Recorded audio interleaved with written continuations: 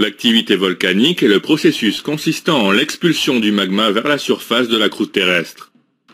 L'emplacement des volcans n'est pas aléatoire. Ils forment de longues chaînes, qui sont essentiellement les frontières des plaques tectoniques. L'activité volcanique joue un rôle important dans la formation des montagnes. Le magma est une roche en fusion rouge et chaude, située sous la surface de la Terre. Le magma qui s'écoule sur la surface s'appelle la lave, et un volcan se forme là où cette dernière atteint la surface. Les volcans peuvent être de différents types, selon leur type d'éruption. Explosifs, effusifs et mixtes. Les éruptions explosives sont caractéristiques des volcans de type cône volcanique. Ce type d'éruption est accompagné de vapeur et de gaz qui s'échappent vers la surface via le cratère en formant de massives explosions, engendrant par la même occasion une haute colonne de cendres et un écoulement pyroclastique. Le vent peut déplacer ce nuage de cendres sur une vaste zone. L'écoulement pyroclastique dévale le cône volcanique à haute vitesse. C'est le type d'éruption le plus dévastateur. Le Krakatoa, la montagne Pelée et le mont Sainte-Hélène sont les exemples les plus connus de ce type d'éruption. Les éruptions effusives sont caractéristiques des volcans boucliers. Ce type d'éruption n'est pas accompagné par des explosions, ni par une coulée pyroclastique, mais seulement par une remontée de lave à la surface. Une fois qu'elle se solidifie, elle crée un cône volcanique.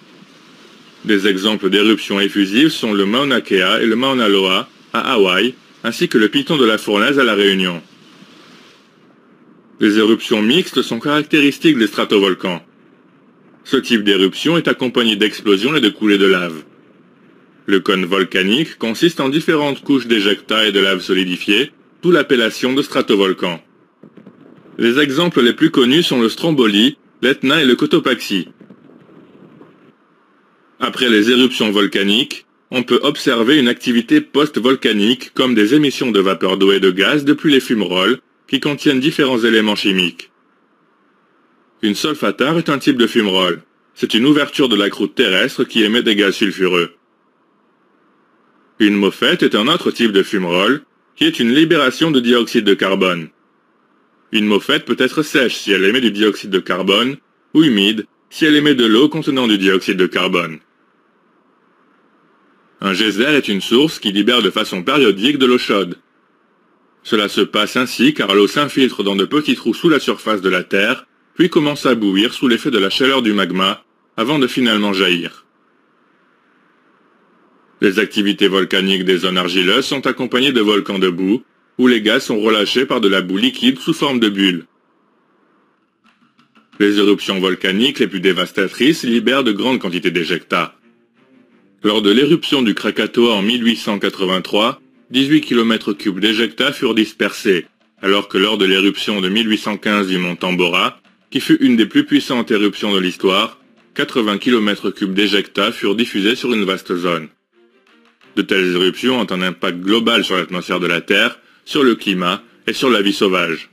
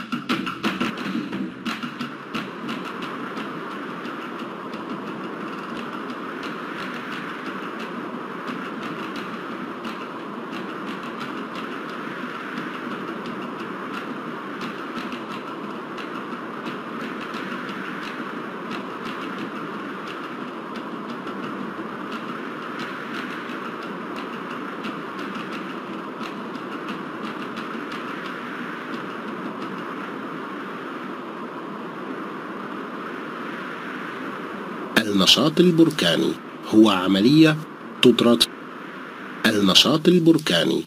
عملية تطرد فيها الحمم البركانية من القشرة الأرضية نحو السطح. توضع البراكين ليس عشوائيا، فهي تقع على خطوط الطول التي تشكل حدود الصفائح التكتونية. للنشاط البركاني دور هام في تشكل الجبال. الحمم البركانية هي صخور منصهرة حارة ومشتعلة واقعة تحت سطح الأرض. تسمى الحمم البركانية التي تتدفق نحو السطح بالصهارة، ويتشكل البركان حيث تصل إلى السطح. يمكن للبراكين أن تكون متباينة بحسب أنواع سورانها، ولذا تصنف البراكين إلى براكين انفجارية وانسكابية ومختلطة. تنتج البراكين الانفجارية الكثير من الأبخرة والغازات التي تندلع من فوهة البركان بانفجارات قوية، مما يؤدي إلى ارتفاع عمود من سحابة الرماد ومقذوفات الفتات البركاني. تنتشر سحابة الرماد بواسطة الرياح لتغطي منطقة واسعة. تتدفق مقذوفات الفتات البركاني لتصل إلى أسفل المخروط البركاني بسرعة عالية. هذا النوع هو الأكثر تدميرا من أنواع الثوران البركاني. من الأمثلة المعروفة عن هذا النوع من الثوران البركاني كراكاتوا ومونت بيلي وجبل سانت هيلين. لا تترافق البراكين الانسكابية بانفجار أو تدفق مقذوفات الفتات البركاني إلى السطح. تترافق فقط بتدفق الحمم البركانية نحو الخارج. يتكون المخروط البركاني من الحمم المتجمدة، ومثال على ذلك براكين جزر هاواي، الماونا-كيا والماونا-لوا. تتصف البراكين المختلطة بتدفق الحمم البركانية والاندلاع الانفجاري. يتألف المخروط البركاني من طبقات متبادلة من التفرة والحمم المتجمدة. هذه عبارة عن براكين طبقية. من أفضل الأمثلة على البراكين الطبقية هي سترومبولي ومونت إتنا وكوتوباكسي. بعد الانفجارات البركانية يمكن ملاحظة الأنشطة ما بعد البركانية، والتي هي عبارة عن تصريف البخار والغازات الحاوية على مواد كيميائية مختلفة تسمى بالفومارول. السولفاترا هو نوع من الفومارول الذي يتسم بطرح غازات كبريتية. الموفيتا هو نوع من الفومارول الذي يطرح غاز ثاني أكسيد الكربون. يمكن للموفيتا أن يكون جافا عند اندفاع غاز ثاني أكسيد الكربون أو رطبا في حال اندلاع المياه الغازية.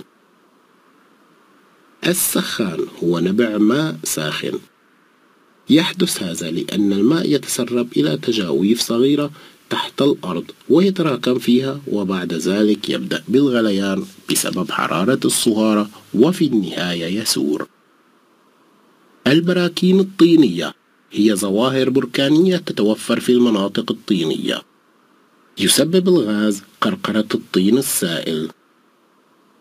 تطلق الانفجارات البركانية الأكثر تدميرا كميات كبيرة من التفرة.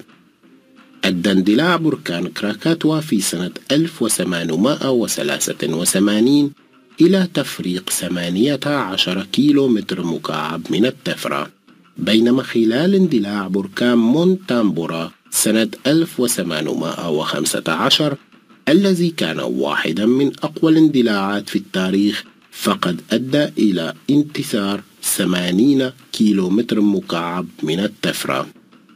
هذه الثورانات لها آثار عالمية قوية على الغلاف الجوي، وكذلك على مناخ الأرض والحياة البرية.